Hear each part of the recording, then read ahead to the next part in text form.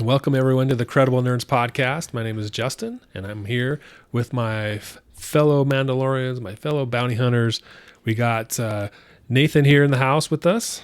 How's it going, everybody? And we got Blake. He's back to talk more Mando. Hey, everyone. And today we're going to be talking about Mandalorian Season 2, Episode 1, which is actually Chapter 9 in the series. They're not starting over with the numerations. They're just going through. So last season was 8 episodes, and so the first episode of this season is Chapter 9, called Marshal. And it is a pretty cool episode. I rewatched it recently, and I found myself really into it. Sometimes we get these filler episodes in seasons, but this was definitely not one of those. So for you guys, what do you think your initial initial thoughts about this episode, and kind of what came to mind as you started going and getting back into the Mando world? What do you think, Blake, as far as how it went for you? Yeah, no, I thought it was pretty cool because, I mean, obviously Star Wars is considered kind of a space Western, and this really was, like a traditional Western in a lot of ways. And so, it kind of had that old town, the saloon, the Marshal, and all of those things. And so I thought it was pretty cool that they took it down to that really basic Western level. Pretty fun to watch. Yeah. Okay. What about for you, Nathan? Yeah, I really liked it overall. And, the opening scene was a real, attention grabber for me, so that I knew this episode was going to be good just from the get-go, the way it started out. And yeah, it was great. Loved it. What a great opening, right? It was. Walks into some underground. I don't know how much underground it was, but it was in the dark. No one. You had to get permission to get in, and yep. You see these Gamorrean guards fighting with some vibro axes. That was a pretty cool setup for, you got this tension. Who is this guy that he's supposed to be meeting? Is this kind of this seedy place that he's going to? And yeah.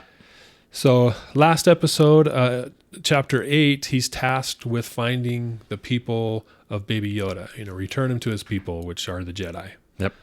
And so he's trying to find some Mandalorians, because maybe they know, because they used to be enemies, the Jedi and the Mandalorians. So he's like, well, find some Mandalorians and see what they know, because I don't know anything. And supposedly this guy that he's meeting with, Gor Koresh, has that information and is privy to where some Mandalorians are. I think they call them coverts, the little groups they have. Yep, coverts. Yeah, so he's looking for some information on where another covert is, and he goes to this guy. And you guys brought it up earlier before we started that this guy was voiced by who, Blake? John Leguizamo. John Leguizamo. I think I nailed it. Yeah. And I kind of knew the voice. Like you kind of know it's somebody because they're really good. But it's not his usual voice that he uses when he acts, at least for me, that I remember. So that was kind of a cool Easter egg that we got to see him. Yeah, it was changed either. I'm sure he changed it himself a little bit, but it was not immediately noticeable. But once yeah, it's like, oh yeah, that's him. Yeah. And great scene, great opening scene. I loved, when he gives him the ultimatum, and Mando's like, I'll give you an ultimatum right back. Yeah. I love how Baby Yoda, as soon as he sees his arm flex, and he closes the carriage and backs out, Yeah. and and hides because he knows what's about to go down, which kind of tells me, there's probably been some experiences that happened between the two episodes. They must have probably had some small adventures, and now they're kind of like, maybe he's seen this go down in the and he knows that he what's about to happen. And that's a good point. Yeah, because I think the only time we see him use the whistling birds is when he goes in to rescue Baby Yoda. Did he have them at that point? Yeah. Okay, he had just grabbed him and was trying to, yeah. So he'd seen it before, but I same as you, I get the impression that this isn't just like the next day after Chapter 8. This is a journey, and it's been a couple weeks maybe. Yeah, that's kind of the idea that I got. Mm-hmm. Yeah. Yeah, so pretty cool. And then was able to fight off all the guards that are trying to capture him, and they want his Beskar armor, right? Because it's increased in value since the Empire's fallen, and it's even more rare. And so they're trying to get that, and they double cross him, don't give him the information at first, and he has to fight them off and kill most of them. And then he captures Gore and strings him up by his feet and gets the information from him. What do you think about that part, Blake, where he gets the information and he's like, all right, we'll see ya. Yeah, it's and I remember the very first episode and how they kind of try to portray that the Mandalorian was pretty brutal, right? Yeah. And then he softened up over the first season, and so it was kind of a glimpse back into how brutal he can be, right? It really it got out of hand quick. And as he just kind of walked away, you could kind of tell.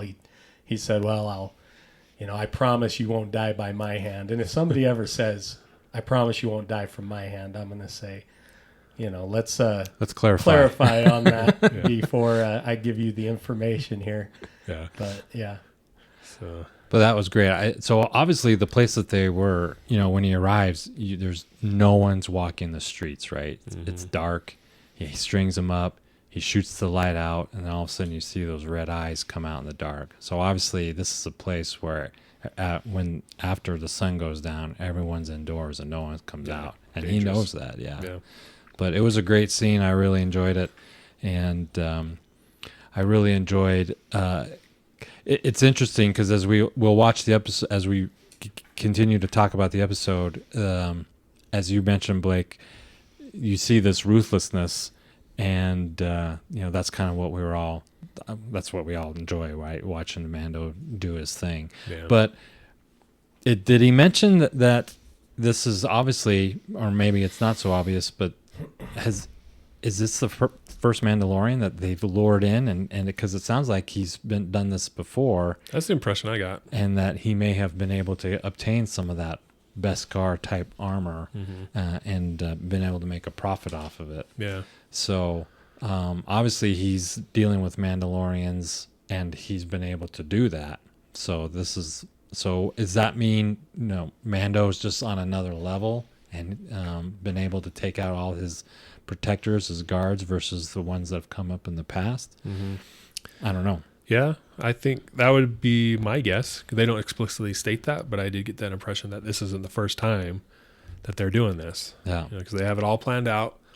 They know what to do. Everybody's in on it, and they think they're gonna win, but he overpowers them, like you said. So. Yeah. But he does have the information at the same time. He knows there's a Mandalorian on Tatooine in Mos Pelga. Right. So, that's interesting too. That how did he get that information? Where's he get that? So is he hunting Mandalorians? Yeah. And is getting information on where any of them are at, so he can try to get their armor. Yep. So that's the opening. And again, like you guys said, it shows this ruthlessness, this ability to just turn it on and take people out if he needs to. And I think that kind of got lost in the last few episodes of the first season, because Baby Yoda's there and he's like this nice guy and he cares for his friends, and so it kind of didn't really manifest itself that much. But here we are, front and center again. Here he is. He's back. He's the man with no name type thing. Yep. So I really liked this reintroduction to him. Yeah, I loved it. Yeah. So he heads off to Tatooine again. The funny thing about Tatooine, the first time we ever saw Tatooine was episode 4, A New Hope, and Luke Skywalker makes the comment to 3PO, I think, this planet is the farthest thing from anything that's happening, right? What's the phrase? I don't know if you guys remember. If there's a bright center to the universe, this is the planet that is farthest from. Yeah, there you go. Like nothing ever happens on Tatooine. Right.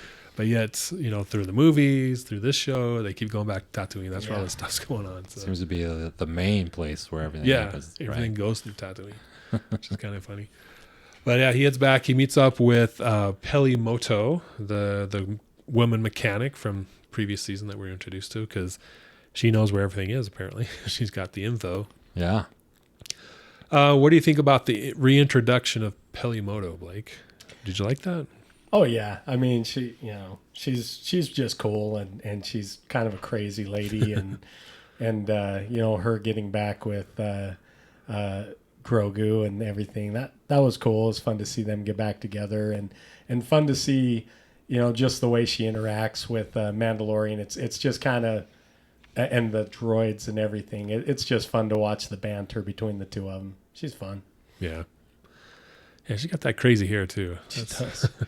I keep thinking it's Rhea Perlman, like from Cheers or something. Yeah, But, she's got that look. yeah. Give that lady a comb or something. Some hairspray. But yeah, I like her too. She's funny, like you said. This time, Mando lets the droids work on a ship. The pit droids that we saw in episode 1, and they were kind of one of the comedic elements of that movie, and they kind of have the same role here. Yeah, which is pretty consistent. Love it or hate it, it's consistent with the movie. So, then we also see R5. That was a good Easter egg there. Yeah, and a lot of I'm glad you mentioned it because there was a lot of Easter eggs or at least references in this episode, and as I've mentioned in past episodes, those are the things I love, right? Mm-hmm. References to original or past trilogies, TV shows, tying the universe together amongst the different episodes is something that I always think is fun and great to see. Mm-hmm. And R5, he didn't look so like he didn't look all spit and polished, right? I mean, it looked like he has been, right where he'd been, or right where he's always been. He was pretty dirty. Yeah. I don't even know. Was there a restraining bowl on him? Did you even see? Yeah. But yeah, it looked like the panel where the bad motivator was still missing from when it popped off earlier. Yeah, that's right. So that's cool. Great reference. Love to see R5. I hope we see R5 more. I think we will. I would like to see R5 show up in more episodes and maybe get off the Tatooine. Mm-hmm. Well, I think you'll get that wish according to the season 3 trailer. Oh yeah. But that would be cool. He's fulfilling his purpose. He's getting a second chance to be involved with the galaxy, so that's cool. So he finds out where Mos Pelga is, along with the rest of us, the audience. We don't know where that is. I looked it up earlier on Wikipedia, the Star Wars wiki, and Mos Pelga was introduced in a series of books called the Aftermath trilogy, which was one of the first books that were written and published after The Force Awakens came out. So it's a recent introduction to the overall story. Cobb Vanth is also introduced in that story, has a role similar. We get Cobb Vanth's backstory. He kind of narrates how he got the armor and stuff. And so that's pretty similar to the story, but somewhat different as well. So that was interesting that they brought that in that way. So, oh yeah, that's great. I didn't realize that. I would have assumed everything that we saw in this episode was original and new canon. Mm-hmm. But so that's good to hear. Yeah. I like it when the books, the comics, video games are consistent with the movies and the TV shows. I mean, it doesn't have to be, but it's always nice that it matches up somewhat at least. But Pelimoto tells Mando where Mos Pelga is. Is it Pelgo or Pelga? I think it's Pelgo. Pelgo. Yeah. So it tells him where it is. And it's like, on the map we see, okay, here's Mos Eisley, here's Mos Espa, the one we saw in episode 1.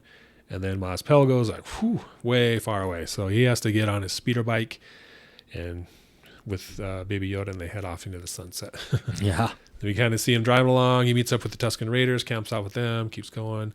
Tatooine's a big place. What do we think about Mando being able to speak with the Tusken Raiders? Mm-hmm. That's a kind of a new thing, and what we learn about the Tusken Raiders are the Sand People, which I think up until these episodes or the Mandalorian episodes, the assumption was they were pretty brutal and no one had any dealings with them whatsoever. Yeah. So, what do you guys think of this new image that they're portraying of the Tusken Raiders? Yeah, I mean, it like you say, it was a little different. They were pretty one-dimensional, I guess, before this, and so to see them kind of interact and to see that they, would kind of create alliances and work with other people. That was new. It was new. It Yeah. was cool. Yeah, I agree. I like it because it expands their characters. They're not just the nuisances in the desert, and obviously they're setting up future stories as we see in Boba Fett, Yep. giving them some more dimensions, I guess you could say, which is great. I mean, are we going to see Jawas next? Are we going to start seeing their stuff, and Yeah. which would be interesting. I like it. So as far as them speaking sign language, I thought that was great because we've only heard them bray like donkeys, right? And how can you understand that? But Right. the sign language I thought was genius to kind of include that. Yeah. So I'm liking it. As far as we know, they only exist on Tatooine, correct? Yeah. Yeah. I don't think we've seen them anywhere else, unlike the Jawas who we have. Yeah. But that was a good, and obviously in this story they play a big role, so that's good. So then he makes it to Mos Pelgo, and I thought this scene was great. Like you said earlier, Blake, this is throwback to the old westerns. He's riding into town basically instead of as a horse, it's a speeder bike. Everybody's looking at him. Who's this guy? He dismounts, goes into the cantina, and talks to the bartender and all that. Great imagery, great way to have some nostalgia there of not only like episode 4, the first Star Wars, but even further back with all the westerns. And I think that's one thing this series does really well, at least in these first 2 seasons, is this western vibe that we get.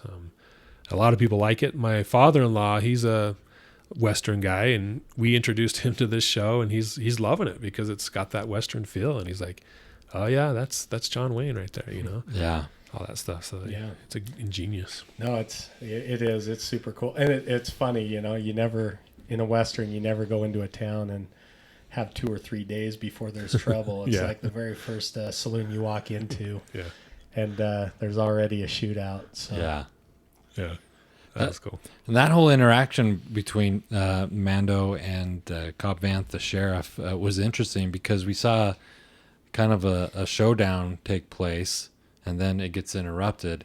Which I don't know. What did you guys think about that? Because I thought to myself, we see kind of 2 sides of Mando Din Djarin. We see the ruthless side, but then sometimes we see him negotiate deals that you think, well, why would he do that?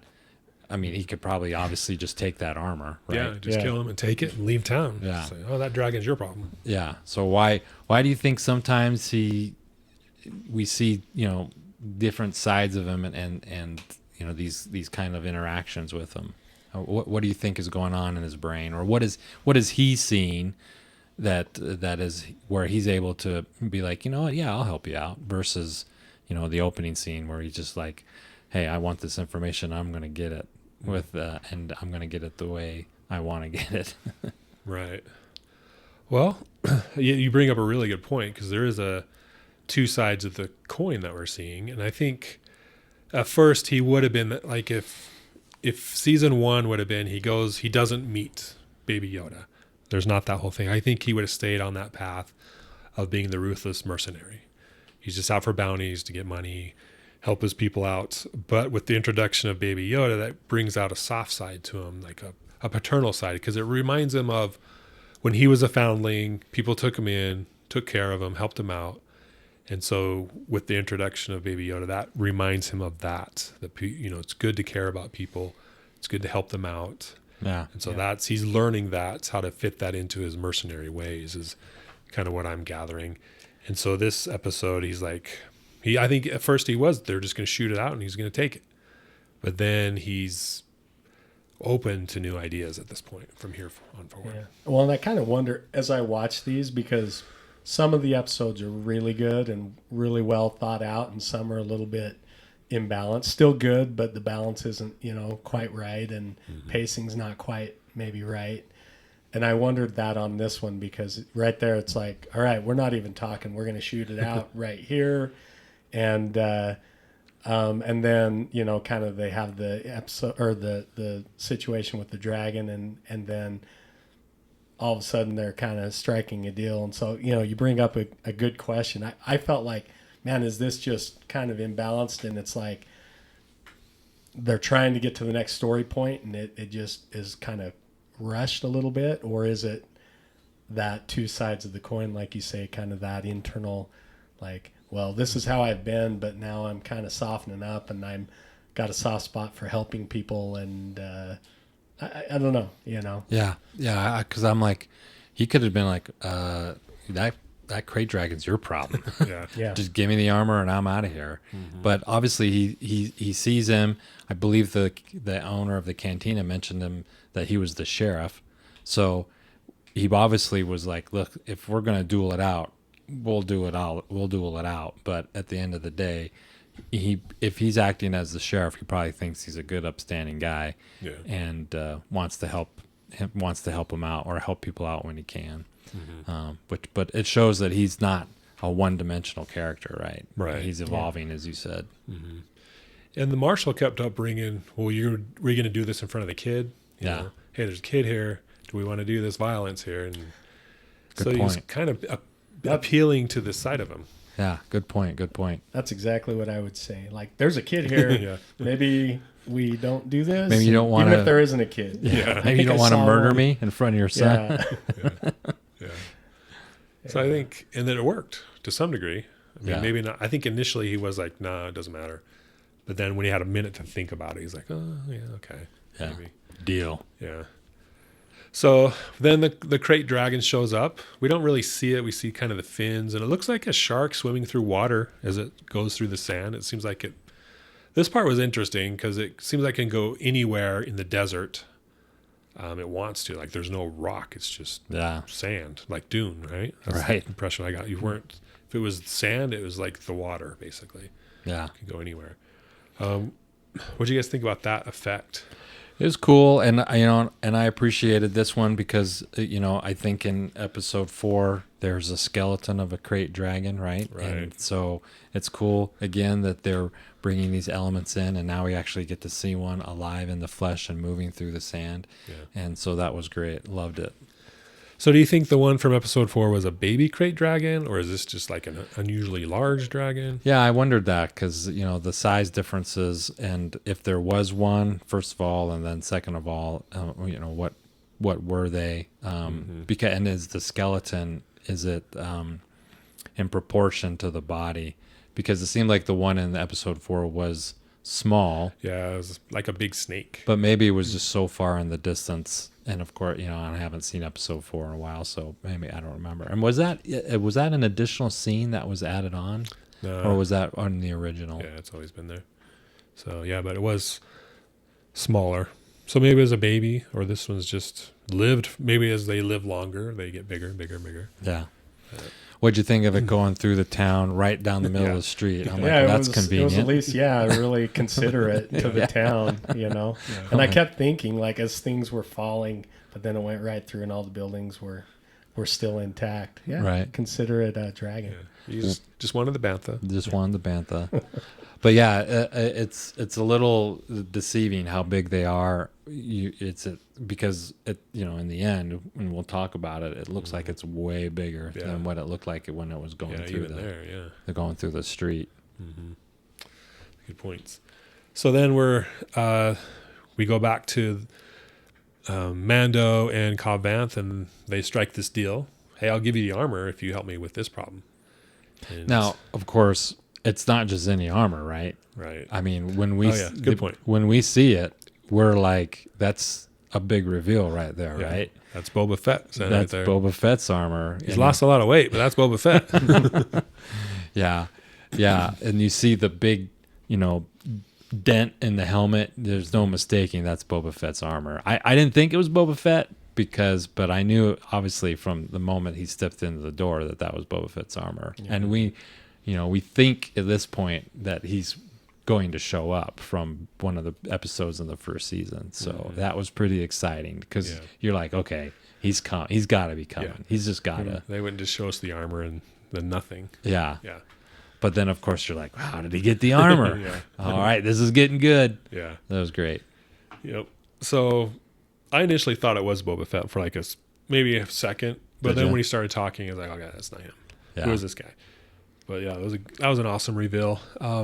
So they strike the deal. They're going to help each other out, and him and Mando, they ride off to go find where the Krayt Dragon is. Were they going to go take him out right then, or what were they doing? Yeah, I think they were on a recon mission. Okay. Yeah, You know, I think he was like, well, I'm going to show you where he lives. So Okay. they jump on the speeder bikes and then they take off. Okay. What did you think of Cobb Vance's speeder bike? Yeah. The pod racing engine. Yeah. That was really It cool. was cool. I really liked it. Yeah. Another nod, right, Mhm. to the to the movies. Loved it. Yeah. So then Cobb Vanth starts talking to Mando about his history, how he bought the armor off some Jawas, and he kind of relates his story, how they show a hologram of the Death Star 2 exploding. You know, so he's like, right after the Empire fell, the remnants kind of packed up and left that day, and all of a sudden the mining guild moved in, and they Yeah. were just as bad. And so there's this big shootout, and Cobb Vanth escapes into the desert, gets picked up by some Jawas, and he trades for the armor, and that's how we're assuming that the Jawas got it from the Sarlacc pit or something, Yeah. somehow from around there. Well, I mean, obviously what I thought to myself is he's out. He must have gotten out because they're not going into a Sarlacc to get him out. Right. So he got spit out somehow, or something happened, or he got digested, but the armor got spit out. Who knows? yeah.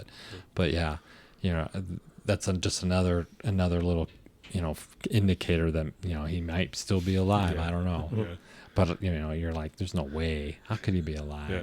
This is just going to be a little nice Easter egg. And maybe Cobb Vanth keeps the armor at the end of the episode and they team up. Who knows? I don't know. Mm-hmm. Yep. So he kind of reveals the history. They meet up with some Tusken Raiders along the way. We see the Tusken Raiders' animals, the Massifs, and we saw those in episode 2. So they're back, which was pretty cool. Then they talk. You know, they spend the night talking and decide to team up, join each other to take down the Krayt Dragon. The next day they go to the lair, which I thought was really cool. Really cool setup in the sense that they're like, oh, it's an old Sarlacc pit. Yeah. And they're like, well, how do you get rid of a Sarlacc? And he's like, well, you ate the Sarlacc. Yeah. And we know how powerful the Sarlacc is. So that even adds to the mystery even more of this dragon.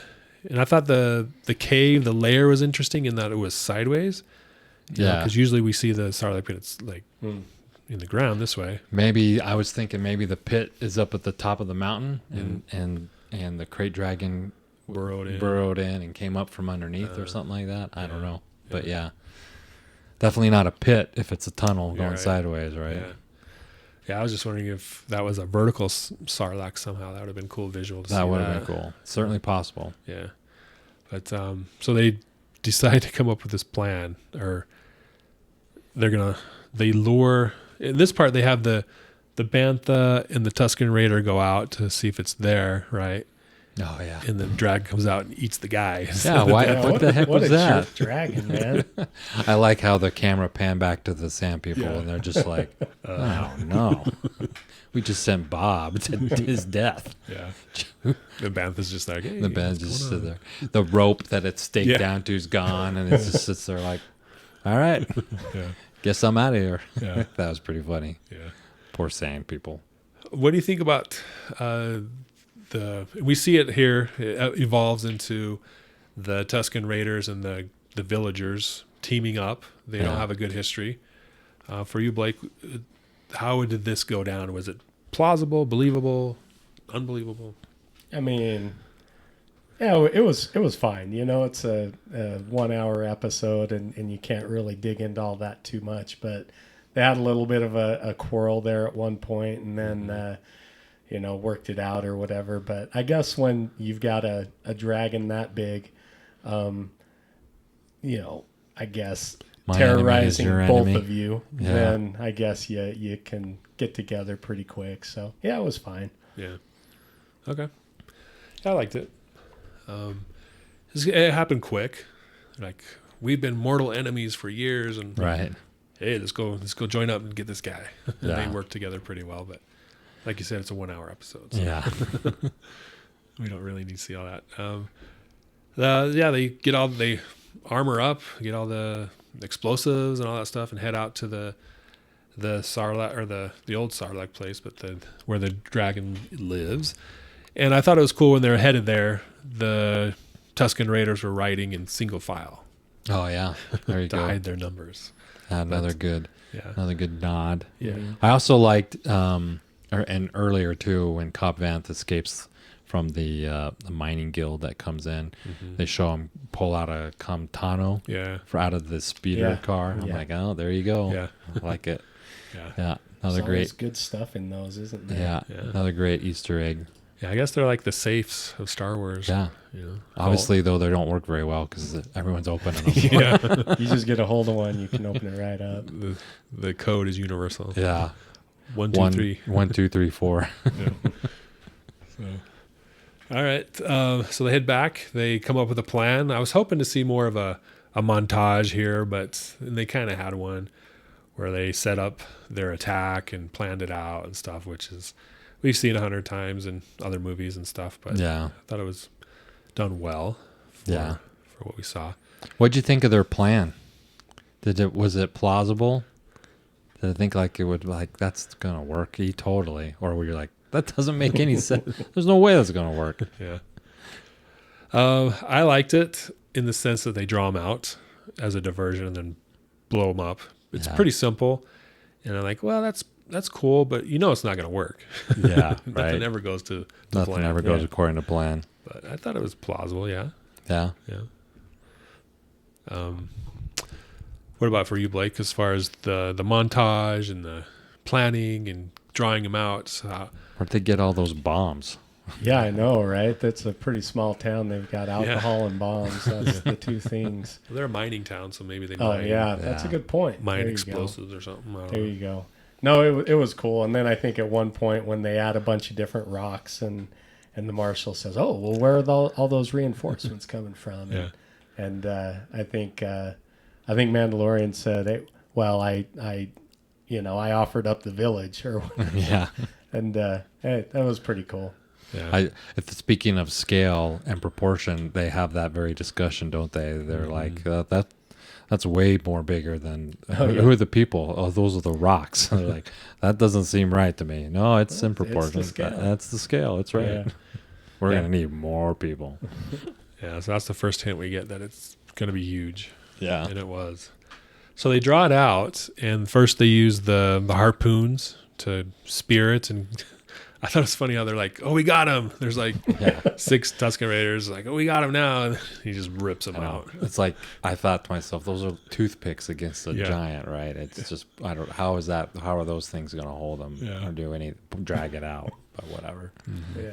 You're like, this is the first sign that this plan is not going to go too well. Mm-hmm. But all they did, they were bait. They just needed them out. Mm-hmm.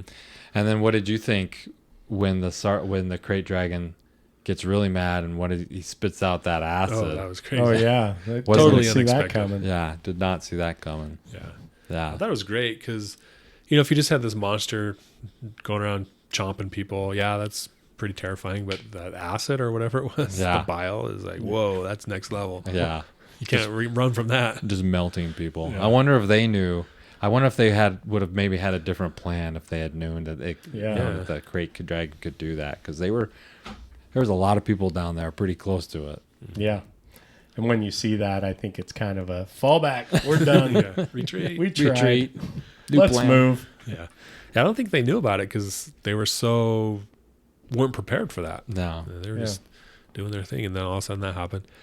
And they tried to blow it, but it didn't work Yeah. the first time. I was expecting to see some damage. Mhm. At least, Yeah. its underside, maybe there'd be a wound or something, but it seemed like it did nothing. Yeah. Yeah. At least they didn't show anything. It was a cool visual though, like with the sand all just kind of, shaking and rising as it exploded. That was a cool visual. Yeah. Yeah. And so then he escapes, goes up to the top of the mountain, spews more bile at him, disintegrates more people. And this is where Mando and Cobb Vanth are like, okay, we got to step in. They use their jetpacks, was pretty sweet. Fly up there, and they kind of distract it to allow the troops to reinforce and get reorganized, I guess. But then they head back, and then it comes out them from behind from behind this time. Yeah. Like, burrows right up through the Yeah. mountain and comes out the top. yeah. Yeah. So they don't know where he's coming from, and they're just, running for their lives basically. But Yep. they, Shooting it to no avail, which I'm like, okay, you really, Yeah. we pretty much know that you weren't going to cause any damage to it. I think I'd still be shooting though if I'm them. I mean, You'd at least aim for its eye or something. there you go. yeah. Find a weak spot. Yeah. So the final plan, I guess, is the Bantha is still loaded up with even more explosives than what they initially used. Yeah, Which I so thought he's was like- why don't you put all that there in the first place? Right, yeah. But the Bantha's loaded up, and so Mando's like, I got a plan. Bring him over here. And so we see Cobb Vanth use the rocket to launch and distract, the Krayt Dragon. What do you guys think about the rocket firing Boba Fett? It was cool. I And- liked it. Yeah. I thought it was cool how he kind of leans forward like the action figure did. Yeah. At least, it was supposed to anyway. I'm embarrassed to ask this question, but prior to this scene, had we ever seen that rocket fire? No. Did we see it in Return of the Jedi or Empire? Nope. We didn't, right? Nope. We just assumed it was a rocket because of the action figure, Yeah, right? yeah. Yeah. We did see it in episode 2 with Jango Fett. He Okay. used his once, I think. That's right. Yep. Against Obi-Wan. That when they were fighting there. Mm-hmm. Yeah. So it was good. We Did had he seen it lean before. forward like that as well? Like No. when it happened this time, I thought He that's was a design flaw. Now that you mention it, I do remember the scene now, and they're out fighting on the rain, out on the landing plane, and he's kind of crawling, or he kind of crawls around a pillar. Yeah. He's kind of sideways, and he does kind of turn his head a little bit. That's about it. Yeah. Yeah. Yeah, this was different. So that was a pretty cool addition to that, based on the action figure, basically. Yeah. So then the Krayt Dragon comes after Mando, eats Mando and the Bantha, and it's all quiet, like, oh, is he dead? Yeah. And he's got the detonator in his hand, right? Yeah. So there's a moment of silence, and then he comes flying out, and then he detonates the bombs and destroys the Krayt Dragon from the inside out. Yeah. So And when I noticed that when he flies out and his mouth is open, inside in his throat, you see all the blue electrical. So he must have fired his rifle to cause it, or not fired it, but that rifle, it can stun, right? Also, Yeah. if he touches something with it. So he must have stunned it, or to get it to open its mouth so he could fly out. yeah. Yeah, because That's cool. so they obviously, I saw that and they're like, oh, they must have thought of that because to be like explain why it would open its mouth so he could get out. Yeah. It also reminded me of Empire when the Millennium Falcon's in that giant worm and Yeah. and the Millennium flies out. It kind of reminded me of that as well. So Cobb Vanth gives up his armor, keeps his side of the deal, which, like you said, I didn't think he would Yeah, initially, but he's a good man, I guess. So he gives it man up. of his word. Yep. I'm like, wait, man, because he obviously that armor gave him a lot of courage, because he went back and took out that whole mining guild without any problem. And the thing about that armor, it's not like it's covering a lot. I definitely saw some gaps, some chinks in that armor. So I would be like, I don't know if I'd be as brave as he would be, because there's still some pretty big gaps in that when they showed that scene. But yeah, he gives it up. But maybe with the Krayt Dragon gone, there's really a lot of trouble left for him. Yeah, because the Tusken Raiders are going to have a pact with him. Yeah. Yeah, they have that peace pact, and Maybe he thinks that, well, it's time for some peace. Yeah. Yeah. So yeah, and I do like how we see with the Mandalorian armor, it does deflect bolts, laser bolts, as opposed to the Stormtrooper armor that it's based off of, or that the Stormtrooper's based off the Mandalorian stuff, right? Uh-huh. And their armor is crap. I mean, Yeah. they get hit once and they're dead, basically. Yeah, we've had that discussion. What's the point of the Stormtrooper armor? It doesn't seem to do anything, but maybe it does. Yeah, against not even against Ewok arrows, right? Right? Yeah. Spears. Yeah. I think they need to rethink their uniform, because there is some inconsistencies there. Because especially with how menacing they look in their armor, Mm-hmm. they seem to be a bunch of Keystone cops, Yeah. so to speak, don't they? Well, the Empire got all that Beskar from the Mandalorians. Why didn't they use it for their troops? At least like the elite units, Yeah. like the Death Troopers and these other ones. Nah, stormtroopers they're expendable, Yeah. obviously. Yeah. So that's episode 1 or chapter 9 of season 2. Well, don't forget Yeah. we have the big Easter egg at the end. All right. Yeah. So what happens there? What do you guys think of that? That So- reveal. I rewatched this after watching it a couple of years ago, and I thought, I didn't even remember that the first time, and so, but no, and then after, of course, seeing the book of Boba Fett and everything, it's like, oh man, that's awesome. Yeah. So All right, Boba Fett, we know he's coming back. We see him, yeah, the big reveal, and Yep. he sees that, and he's been following him and watching this entire time, and he's got his eye on that armor. Like, And there it then- is. There it is, yeah. and that armor is not going to be European cut anymore. Nope. Yeah, Be big and tall. yeah. Boba Fett needs to go to the shop at the Big and Tall Yeah. store. So, yeah, I was pretty excited to see that part of it. Wasn't expecting it. I kind of heard rumors, but I didn't think it would be like the first episode of the season Yeah, that we see him. So it was good to see that and set that up. yeah, great episode. Love the big reveal, and a great cliffhanger. At least partly where the season's going, and that is Boba Fett's going to be in it, and we're going to hear, hopefully, at least what happened to him and how he survived. At least that's what you're hoping and expecting. Yeah. We don't ultimately get that, but it has been something for the fans have been craving for a long time. Mm-hmm. Yeah, we wanted to see him escape. Wanted to know what happened next. All that stuff. So we do see them harvest a pearl from the Krayt Dragon. And that's kind of been addressed, what is the purpose of the pearl? I think that initially came about from all the novels back in the day, the Legends novels. Video games, we see Revan from Knights of the Old Republic. He was involved with getting one of the pearls, and so they've been around for a while. And I don't think we've seen any. This is the first representation of a pearl in the movies or shows or something. So, Yeah. and they didn't really reveal what that means for the people, on Tatooine. Right. So, I think they're valuable is what it looks like. 100,000 credits for each pearl. So This says here it could be used in a lightsaber if properly cleaned. Interesting. yeah, that would be cool. Have a A Krayt Krayt Dragon lightsaber, huh? Yeah. That would be cool. Yeah.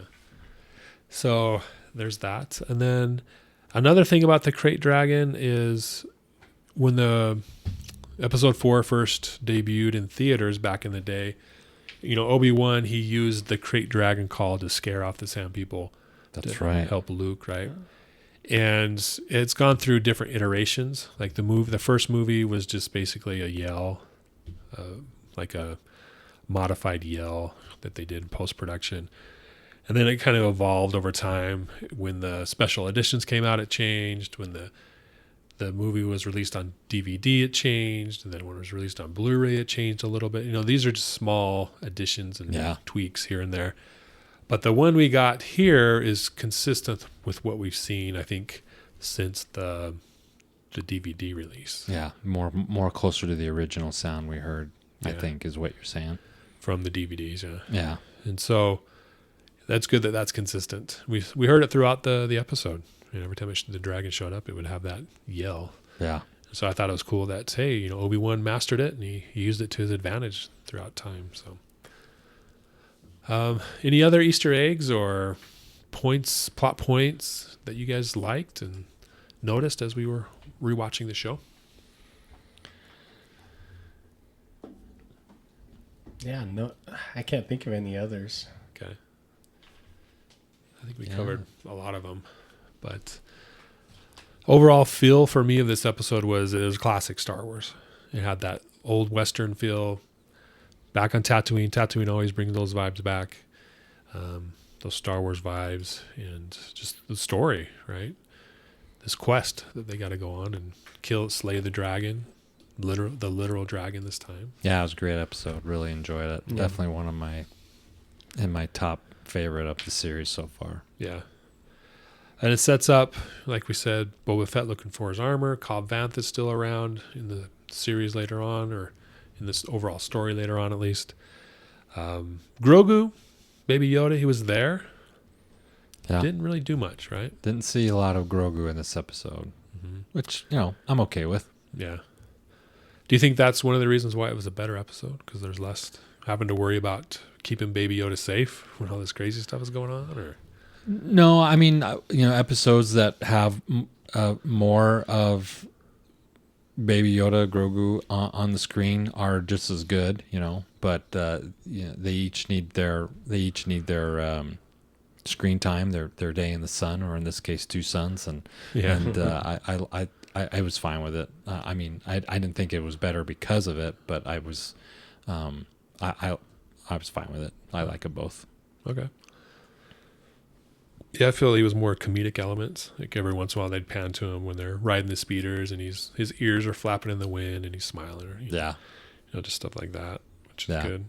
And I think next episode it's more Baby Yoda stuff. I think he's causing problems and stuff. And obviously the season is about getting Baby Yoda to the right place. So, but okay.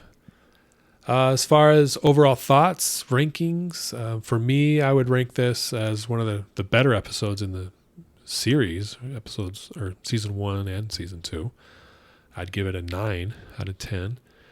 And just like I said, the overall elements, the overall story, felt very Star Warsian to me. Yeah. Great. So I don't know, for you guys, how do you rank this one? Yeah, I'm right there with you. I kind of liked. It was just a simple Western type of story. I liked the interactions, and I liked the Marshal, and just and I like Timothy Oliphant as an actor. He's pretty fun to watch and great. Charismatic and everything. So yeah, it was one of the top ones for me too. It seemed like it was tight, and everything kind of had a purpose and was going somewhere, and a lot of pieces along the way that were parts of the story, and so yeah, I liked it a lot too. Yep, like I said already, great episode. Really enjoyed it. Loved all the tie-ins and loved all the Easter eggs and the whole old Western feel. And I love the theme music. Ties it all together. Great episode. Yeah. All right. Well, thanks guys for watching and listening to the Credible Nerds podcast as we review Mandalorian season 2 in preparation for season 3 coming out in a couple months. I definitely like our YouTube channel. Subscribe to the channel to get further notifications about future episodes. We appreciate you watching and listening, and we value your time that you spent listening and watching, and we know it's important, and we're glad that you've decided to spend some time with us and as we talk Star Wars. So like I said, subscribe to the podcast, comment what you think about this episode. Is it good? Do you give it a 9 or 6, or what's your ranking on this? What are some things that you liked about? Did you like the introduction of Cobb Vanth, the whole armor plot point, Krayt Dragon? Let us know in the comments and we'll respond and talk about it. So again, thanks for listening, guys, and we will catch you next time. So may the Force be with you. Have a good one. Thanks.